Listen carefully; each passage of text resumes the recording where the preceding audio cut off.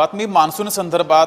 Monsoon संथ गतीने राज्यामध्ये येतोय, त्यामुळं केवळ शेतकरीच नाही तर साऱ्यांचंच लक्ष पाऊस कधी येणार याकडे आहे. मात्र राज्यात मान्सूनची वाटचाल संथ गतीने होणार आहे, त्यामुळं शेतकऱ्यांसाठी अडचणीचा प्रश्न हा उपस्थित होऊ शकतो. शेतकऱ्यांनी पेरणी थांबवलेली आहे, पाऊस अद्याप आलेला नाही. त्यामुळं एकीकडे सरकारकडून सुद्धा आवाहन करण्यात आलेलं आहे, पाऊस लांबला आहे त्यामुळं पेरणी करू नका, आणि शेतकऱ्यांनी सुद्धा पेरणी थांबवली.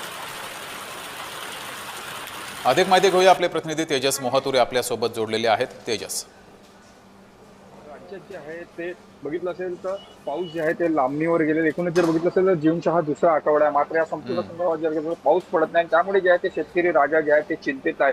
जूनच्या दुसऱ्या आठवड्यानंतर जे आहे शेतकरी राजा जे आपल्या शेतात काम करायला सुरुवात करत असतो, मात्र बघितलं असेल तर पाऊस जे आहे ते मोसमी पाऊस जे आहे ते लांबणीवर गेला. त्यासाठी जे आहे ते एकूणच जे आहे शेतकरी राजा चिंतेत सापडला. ईशान्य भारतात कोलकाता जे आहे ते पावसाने जे एकंदरीत तिथं या ठिकाणी आगमन केलं. मात्र उत्तर सोलापूर असेल किंवा कोकण असेल या ठिकाणी जर बघितलं असेल तर जे आहे ते कुठेतरी पाऊस त्या ठिकाणी थांबलेले, आणि त्यामुळे कुठेतरी जे आहे ते पाऊस पडत नसल्यामुळे एकूणच जे आहे ते चिंता त्या ठिकाणी आहे. 3-4 दिवसात जे आहे ते राज्यात पाऊस दाखल होण्याची शक्यता मात्र वर्तवलेली आहे. एकूणच जर बघितलं असेल तर यंदा जे आहे ते वादळी पावसाचा जोर जे आहे तो कायम नसणार आहे, आणि त्यामुळे कुठेतरी जे आहे ते पाऊस जे आहे ते मात्र जोरात पडणार आहे. मात्र वादळी पाऊस या ठिकाणी नसणार आहे असा सुद्धा अंदाज जे आहे ते हवामान खात्याने एकूणच वर्तवलेला आहे. मात्र 7 ते 11 जून दरम्यान जे आहे मुंबई असेल किंवा कोकण या भागात जे आहे ते पाऊस येत असतो. मात्र पाऊस न आल्यामुळे कुठेतरी जे आहे एकूणच जे आहे ते संकटात जे सापडले, आणि कधी पाऊस पडणार याचीच वाट जी आहे ते सर्वसामान्य माणूस असेल आणि शेतकरी बघत आहे.